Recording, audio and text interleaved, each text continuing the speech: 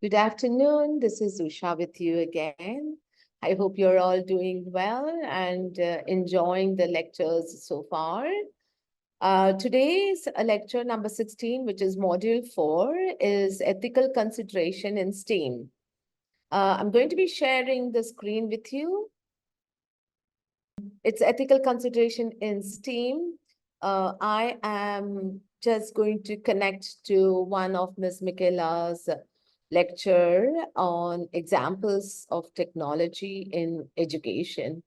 So here was a list of different types of technology that's used in educational field that Ms. Michaela has spoken to you about. Number one is educational technology, information technology, digital technology, communication technology, education, software and application, learning management system, and online learning platforms.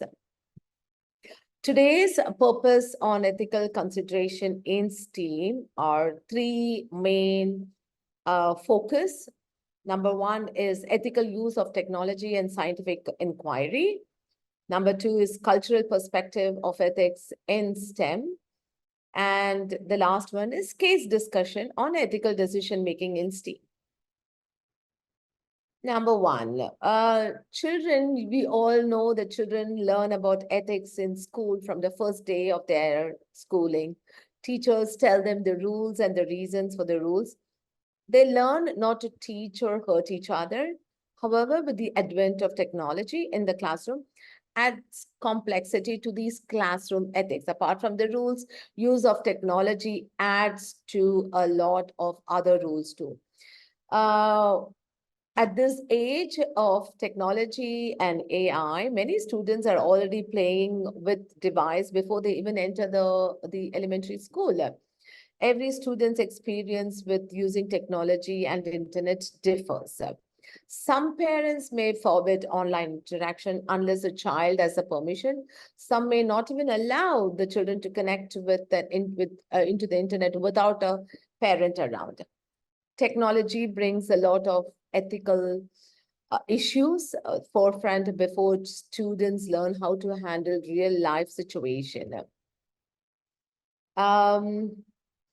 So I think it's very, very important that children do not have some kind of an understanding of the rules while they use technology.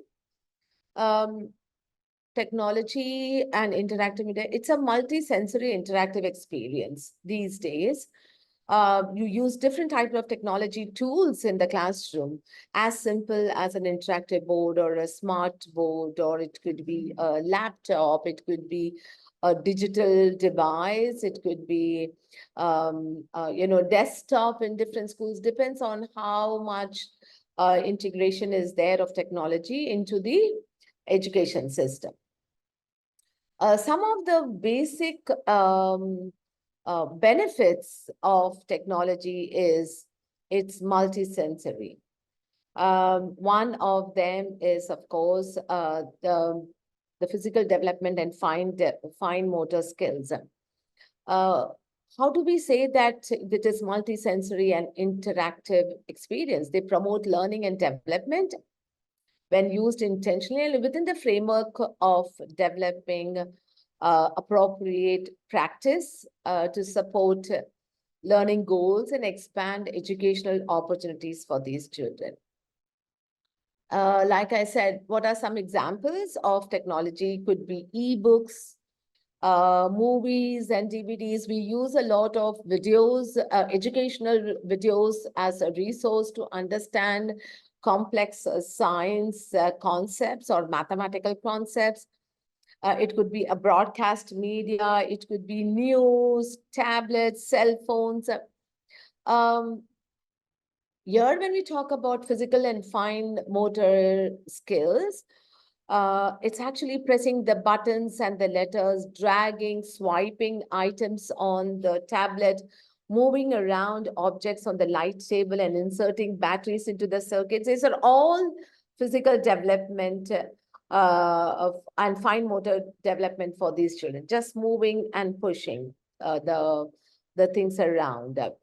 The second part is, of course, the cognitive development and the language development. Technology and digital media offer engaging opportunities to support language acquisition. E-books and educational softwares can help young children with letter recognition, expand their vocabulary, or even help them to learn words in different language. Digital technology is embedded into our rapidly changing world. Technology is everywhere, and without technology, we are not moving forward. But how to balance it out is in the hands of the teachers and the other stakeholders in school. And so interactive media is actually equips the children with functional skills and confidence to innovate and thrive in a diverse learning environment. When I talk about social and emotional problem solving and growth mindset, technology presents the young children with many opportunities to problem solve and build self-efficacy. Troubleshooting allows children to experience frustration because when they make a mistake, when they're not able to get it, they're frustrated. But with the frustration, we celebrate persistence, and they're more likely to take risk. And because they are on their own working, they have the freedom to make a mistake, go back and learn it again. Activities that involve technology are a wonderful way to encourage communication and collaboration with the teachers, peers, and the parents. Establishing a very early foundation of collaborative problem solving promotes social skills and positive relationship. Cultural awareness, digital media allows the world to be at the fingertips of the children, allowing them to explore faraway places and culture that they may otherwise be unable to experience. I would like to give an example of we are in Mumbai, and in kindergarten, we were learning about London. So first what we did was we took a field trip to go around Mumbai to learn the different architectures in Mumbai. So we kind of connected them locally to all the architectures around Mumbai. And since we had to learn about the architectures in London, we actually used a virtual tour with our children to go to the different parts of London. So the children were so engrossed and engaged as if they were a part of this whole field trip that we were going around. So it was very child-friendly, educational, and very easy to support the children's understanding. So you should definitely do this in your school, because learning for young children primarily happens through human interaction. So when we had the gecko or the lizard kind of animated character taking them around the different parts of London, the children were able to interact with gecko because he was asking questions, and the children were able to answer some of the things that they saw around London.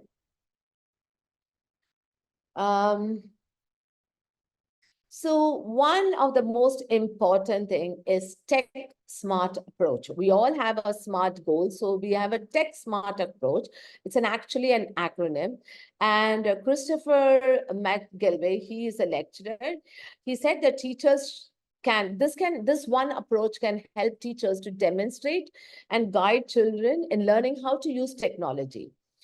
He used the acronym Tech Smart as an option for helping children navigate the ethical waters of the digital world. Yeah, so I'm going to go on to the next slide that's going to explain to us what this Tech Smart is. The first one is, if you see the acronym Tech Smart, T is take care of the technology equipment. So the first part is, with the virus running rampant, children must learn to watch what they download, click and share. That's something they have to learn, to download, click and share. Next is explore appropriate and safe sites for learning and research. Teachers, it's our responsibility to give them approved website.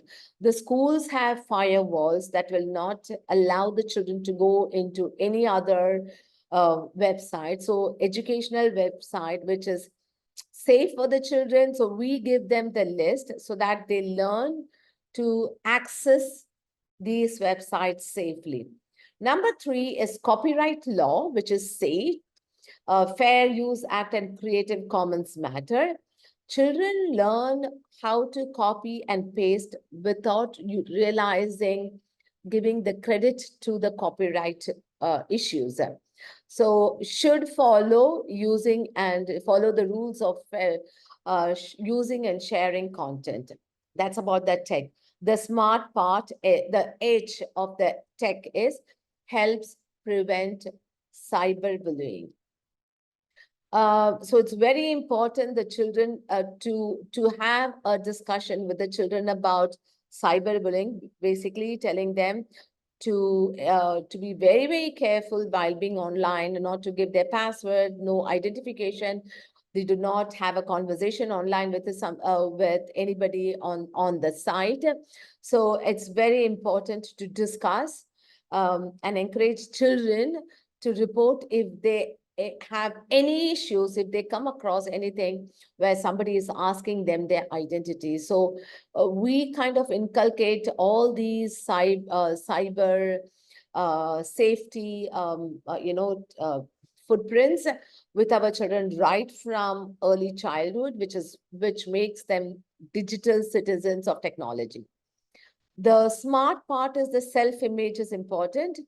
People can easily overshare. So kids need to learn how it's important to present themselves in public. They shouldn't be giving any image or names on while they are online.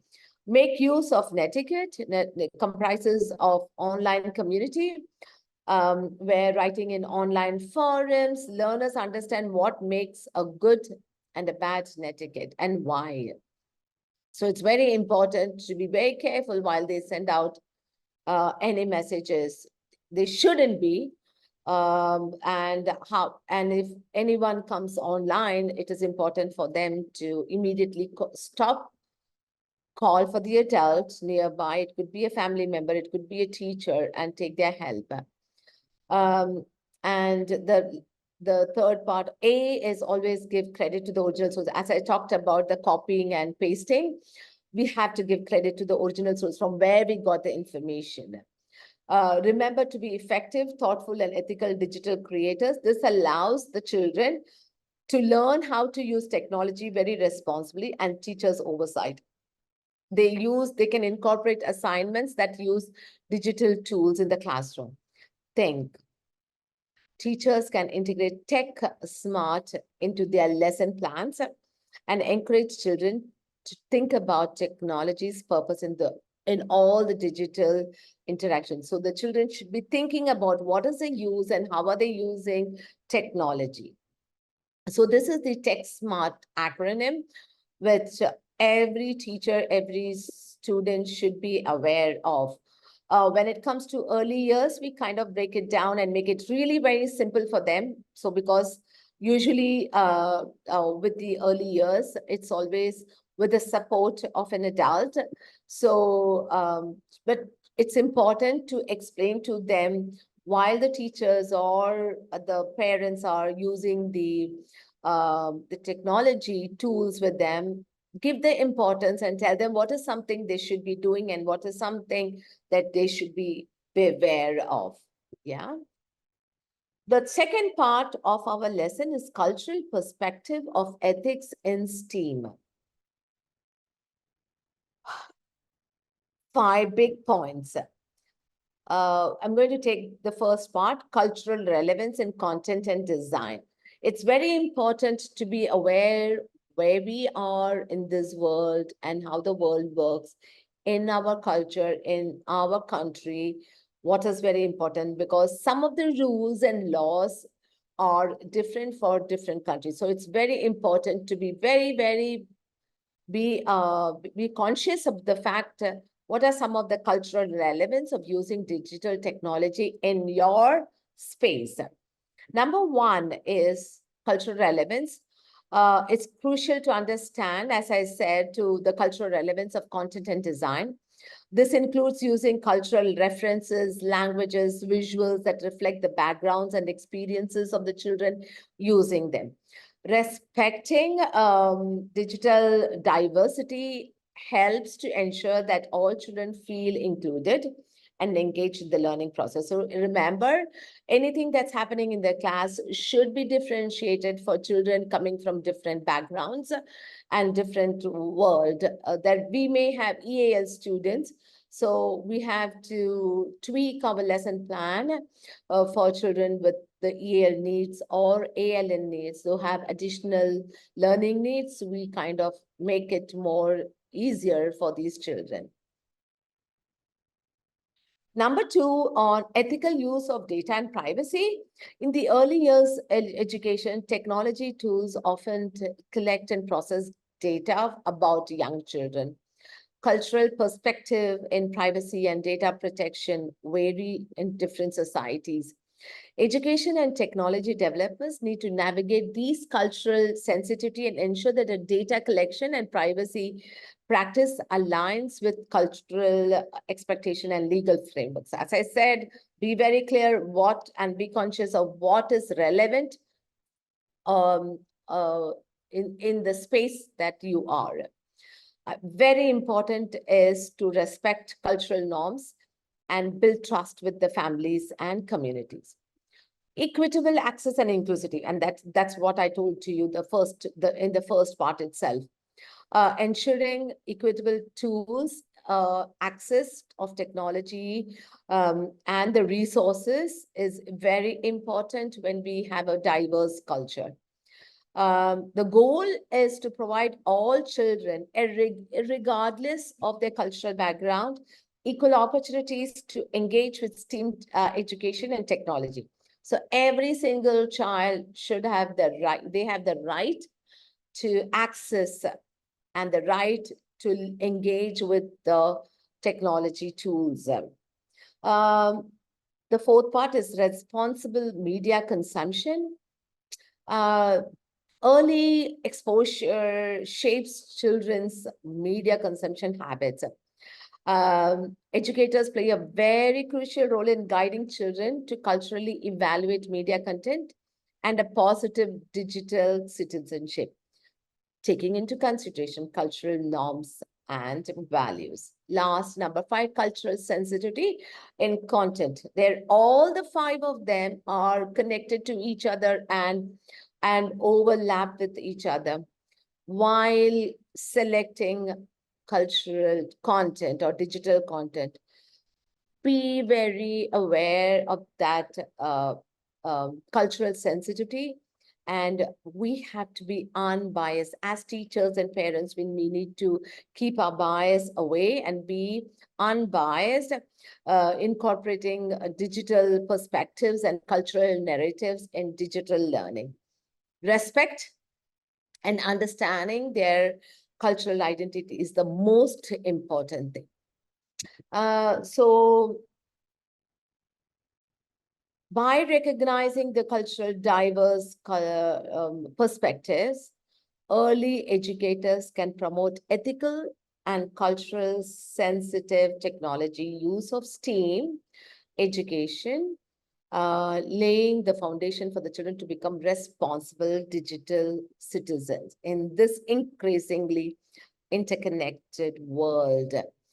Building strong partnership with all the stakeholders fosters mutual respect and understanding the cultural perspectives of digital or technology ethics in early child education.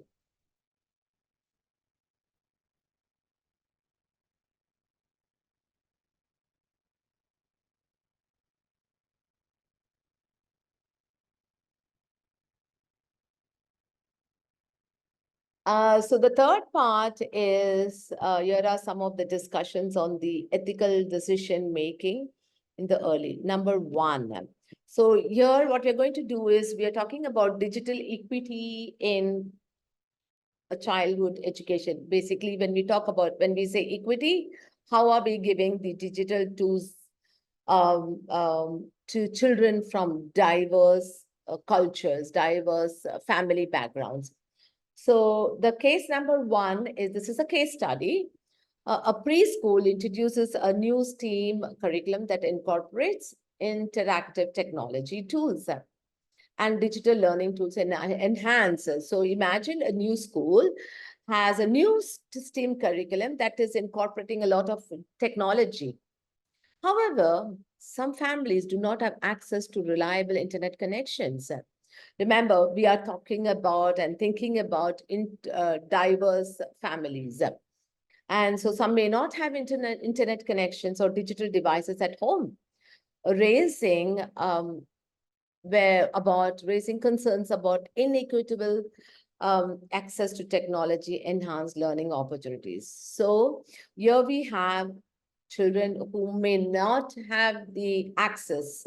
Okay, so we are thinking about how we are trying to be equitable, but it is inequitable because they do not have the access. What are some things that we need to consider? How should educators like us address these disparities in digital access and ensure that all the children have equal opportunity to participate in STEAM education, regardless of the social economic? How are we going to access this? What strategies do you think can be implemented to provide alternative offline learning experience for families? So if they do not have digital technology, you're giving a home learning task and they do not have the tools to access, how are you going to, so some of the things that we need to say, okay, how am I going to give the same learning experience, but offline as a physical task for the children? And how can stakeholders collaborate to bridge the digital divide and promote digital equity in early childhood? So stakeholders would be the school management system, the teacher, the parents, everybody coming together to see how can you bridge this divide. That's something we have to consider as an ethical consideration. And this is for a preschool with a new STEAM curriculum.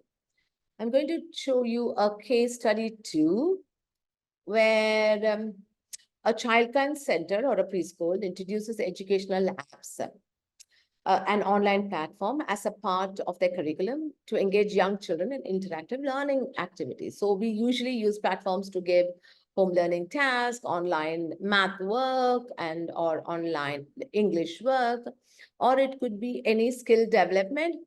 But parents are concerned about data privacy. They are concerned about online safety. They're also very concerned about inappropriate content on digital platform designed for early learners. So here we have the parents' concern about the online task that we are given. So that's a case number two. What are something we as school, as teachers should consider? How should childcare providers balance the benefit of education technology which concerns to children's privacy and safety in digital environment? What measures should be implemented to safeguard sensitive information and protect young children from potential risk associated?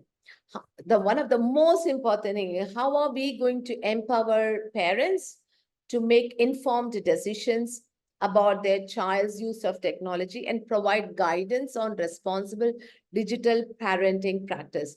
So one of the most important thing here is also take the parents' concern as a very important aspect of digital safety and exposure. And also we also educate the parents, empower the parents about the use of technology, and also talk about how safe the site or the platform that you're using as a digital tool for their child is safe.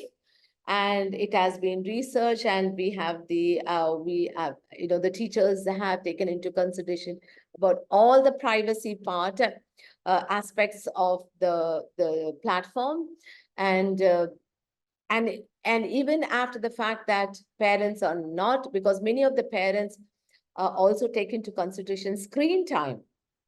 They say, oh my God, the children are already using a lot of screen time. And again, the home learning task, or, all these educational technology with, learning platform is again online. So parents have their concern. It's very important to take that into our equity, while we make the curriculum plan. And also we need to be very flexible with the parents' concern.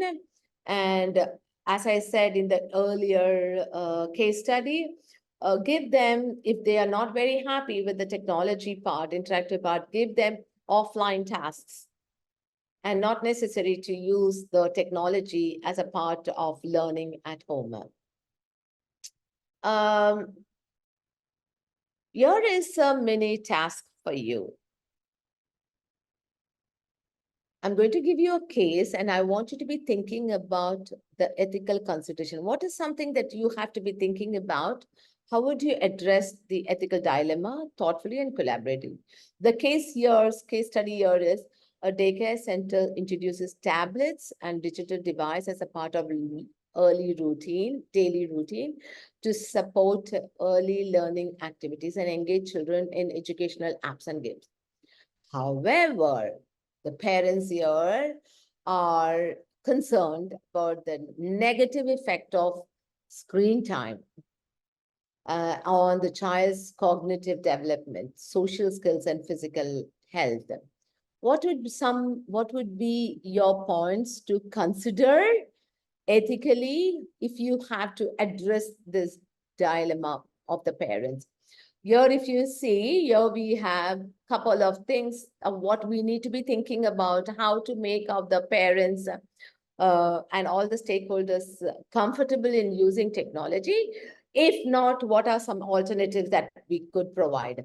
So I want here to be pausing and reflecting and taking the ethical consideration into this case study. And when we have the live lecture, we could actually come together to discuss some of the things that you have put down as a teacher or as a school. What are some things that you will address? How you would address this dilemma of the parents? Yeah. So, and you're keeping to our copyright issue and giving credit. I have given credit to all the resources that I have used to make this PowerPoint. Here is our overall summary of today's presentation. Early exposure does have a positive influence on the children's critical thinking and empathy and motor control movements, and also being responsible online. However, that is a benefit. However, it is essential for us, as I said, as teachers and adults and parents, to provide that support and meaningful guidance for our children to navigate through this water of digital, I would say digital waters, to navigate through the digital waters. Once we empower our children with the ethical etiquettes or the ethical rules, we know the children can become really very responsible and ethical digital citizens in this increasingly interconnected world. Though we cannot take away technology or any tools from them, because that's how the world is going forward. And with the AI, artificial intelligence in place, that is the way forward, even in education.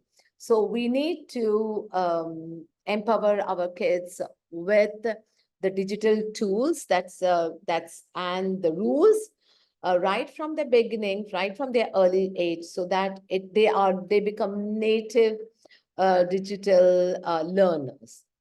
Yeah. thank you very much. I hope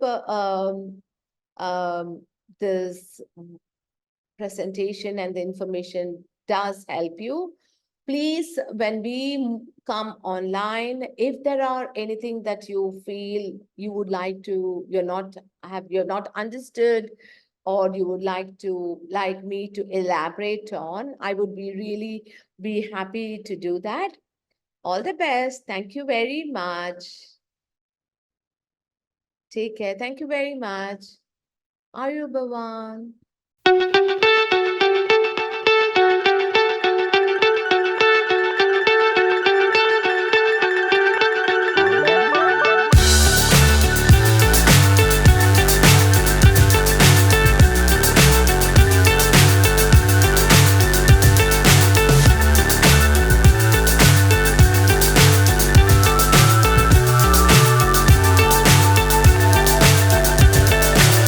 So high, I'm hypnotized.